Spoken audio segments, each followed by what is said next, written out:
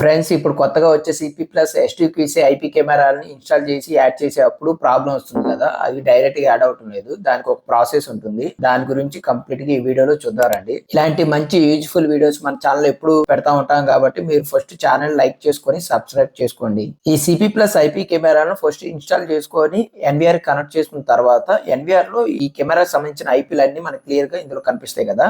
అలా వచ్చిన ఐపీని మనం ల్యాప్టాప్ లో కానీ సిస్టమ్ లో కానీ గూగుల్ క్రోమ్ లోకి వెళ్ళి ఐపీని ఎంట్రీ చేయాలి. అలా ఎంట్రీ చేసిన తర్వాత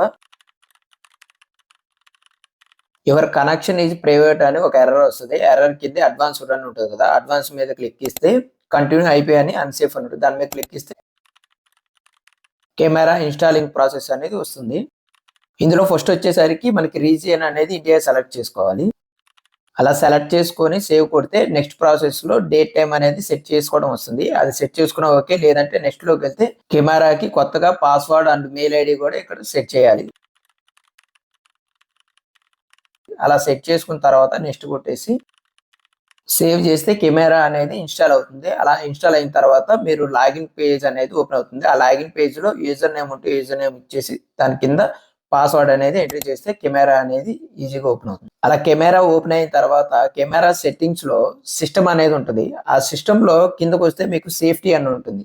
ఆ సేఫ్టీలోకి వెళ్ళిన తర్వాత సిస్టమ్ సర్వీస్ లో ఆర్టీఎస్పి ఓవర్ టిఎల్ఎస్ అనేది డిజేబుల్ చేయాలి. అలాగే కిందకు వస్తే సెక్యూరిటీ మోడ్ అని ఉంది కదా, అది తీసేసి కాంపాటబుల్ మోడ్ అనేది పెట్టుకొని సేవ్ కొడితే కెమెరాని ఇప్పుడు ఈజీగా ఎన్విఆర్ లో యాడ్ చేయవచ్చు.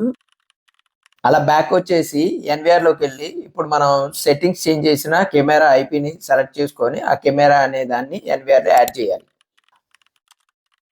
అలా ఈ కెమెరాని యాడ్ చేసుకున్న తర్వాత ఎడిట్ లోకి వెళ్ళి కెమెరా మ్యానుఫ్యాక్చర్ లో ఆన్ ఇఫ్ అనేది పెట్టుకొని